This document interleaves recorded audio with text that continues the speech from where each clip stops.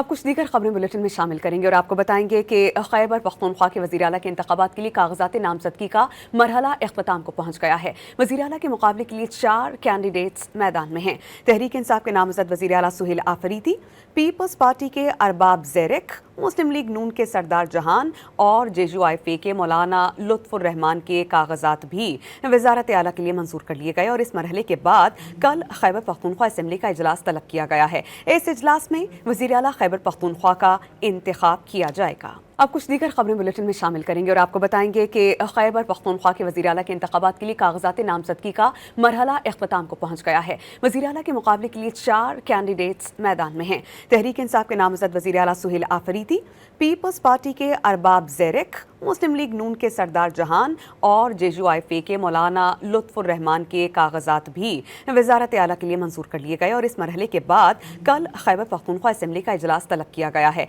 इस इजलास में वज़ीर आला खैबर पख्तूनख्वा का इंतखाब किया जाएगा।